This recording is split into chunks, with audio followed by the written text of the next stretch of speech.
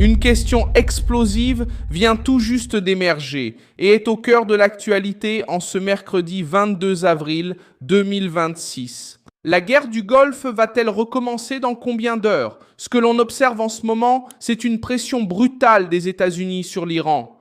Une médiation bloquée, un cessez-le-feu prolongé sans base solide et le détroit d'Ormuz à nouveau entouré de peur, de menaces et de démonstrations de force. On est dans un compte à rebours, car les signes les plus importants indiquent une impasse qui peut exploser à tout moment. Je vais tout te raconter dans un instant, mais abonne-toi à la chaîne pour rester informé avec des infos en temps réel et la qualité journalistique de Milson Alves. Ce qui s'est passé ces dernières heures aide à comprendre pourquoi l'ambiance est devenue si tendue. Donald Trump a décidé de prolonger indéfiniment le cessez-le-feu avec l'Iran, répondant à la demande des médiateurs du pays. Mais cette prolongation est venue sans date précise de fin et sans garantie que les pourparlers de paix reprendront réellement. Dans le même temps, le gouvernement iranien n'a pas fait le pas que Washington attendait et les rencontres prévues à Islamabad ont été compromises après que les parties ne se sont pas présentées comme prévu. Cela signifie qu'il n'y a pas eu de paix, il n'y a eu qu'une pause fragile, pleine de méfiance, avec la guerre gelée dans les discours et bien présente dans la réalité. Et c'est là que réside le cœur du problème. Le détroit d'Ormuz continue d'être utilisé comme une arme politique et stratégique.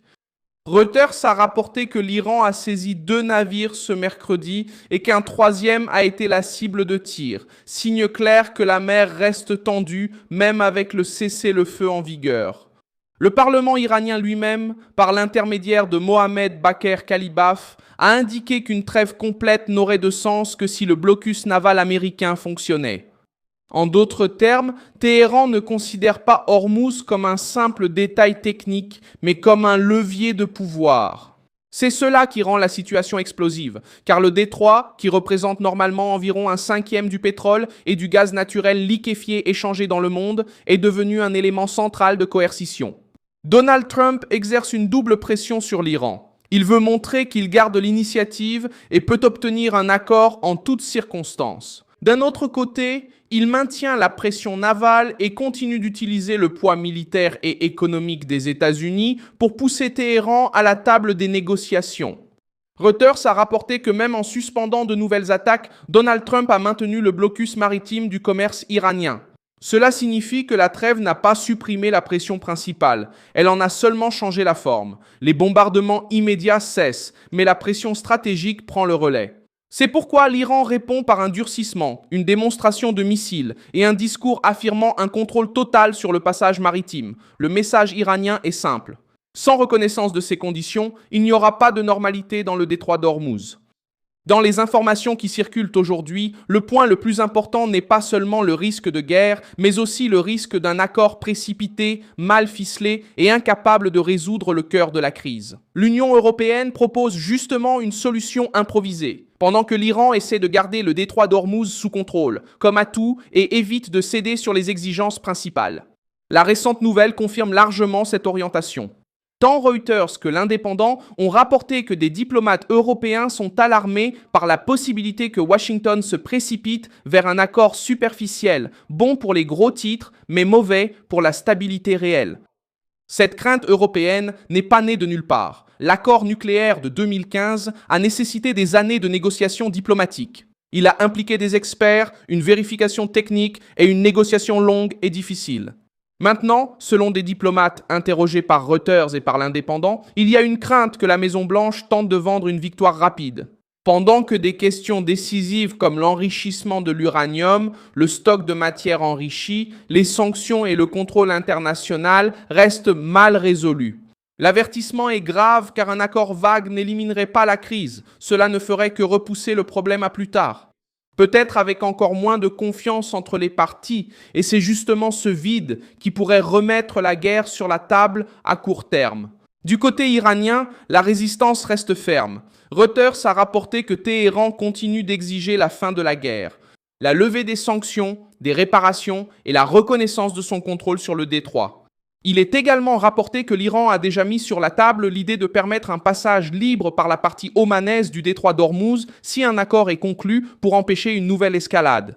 Cela montre deux choses en même temps. Premièrement, l'Iran sait que Hormuz est son principal instrument de pression en ce moment. Deuxièmement, le régime ne semble pas prêt à abandonner cet instrument sans obtenir une contrepartie importante. C'est pourquoi l'ambiance est à l'impasse. Trump veut un recul iranien. L'Iran veut des garanties et de la reconnaissance, et aucun des deux camps ne semble prêt à céder réellement. Lorsqu'on regarde la carte dans son ensemble, le danger devient encore plus grand. La crise ne s'arrête pas à Hormuz. Le magazine Time a souligné que Bab el-Mandeb, une autre route vitale du commerce mondial, est déjà sous surveillance en raison des menaces liées au camp iranien et de la présence des Houthis au Yémen. La logique est simple et effrayante. Si Hormuz a déjà montré comment l'énergie peut être utilisée comme cible de guerre, une pression similaire à Bab el-Mandeb aggraverait les répercussions sur les navires, le pétrole, les denrées alimentaires et les assurances maritimes. Beaucoup de responsables et d'acteurs du marché redoutent un second goulet d'étranglement qui pourrait transformer une crise régionale en un choc économique mondial majeur. Il y a un autre détail très important qui aide à comprendre ce point. Ce mercredi, alors que Trump parlait de prolonger le cessez-le-feu, la mer a répondu par des tirs, des saisies et une nouvelle insécurité. Cela détruit l'illusion de normalité. La question n'est plus seulement de savoir s'il y a une trêve sur le papier, la question est de savoir s'il existe un contrôle réel de la situation.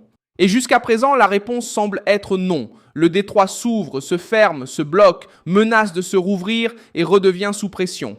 Reuters a résumé la situation comme une répétition de signaux contradictoires. Ouvre, ferme, discute, bloque, répète. Ce va-et-vient est justement le genre d'environnement où une erreur, une provocation ou une décision de dernière minute peut tout rallumer. C'est pourquoi l'Union européenne a clairement déclaré exiger la liberté de navigation et un passage sûr par le détroit d'Ormuz, selon le droit international. Ce n'est pas un simple détail diplomatique, c'est la preuve que la crainte a déjà dépassé la rhétorique et est entrée dans la sphère de la sécurité économique concrète. L'inquiétude européenne ne concerne pas seulement ce que l'Iran fera, mais aussi ce qui pourrait arriver si Washington tente de conclure un accord au rabais ou si la trêve s'effondre complètement. Dans les deux cas, la facture retombera sur l'énergie, le commerce et la stabilité régionale. Alors, la guerre du Golfe commencera-t-elle dans quelques heures?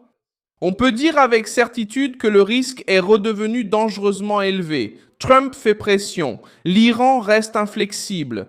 Le Pakistan essaie d'éviter une rupture totale. L'Union européenne craint autant la guerre qu'un accord faible. Et le détroit d'Ormuz reste au centre du conflit. Ce qui est en jeu, ce n'est pas seulement un cessez-le-feu. C'est qui impose les conditions, qui contrôle le passage et qui sort de cette crise avec l'image d'avoir gagné par la force. C'est pourquoi le bilan final est dur. La guerre n'a pas officiellement repris. Mais la raison de l'alerte est claire, parce que la diplomatie reste fragile et qu'Ormuz demeure en réel danger. Like la vidéo, abonne-toi et consulte les commentaires pour t'impliquer avec la communauté de Milson Alves Global.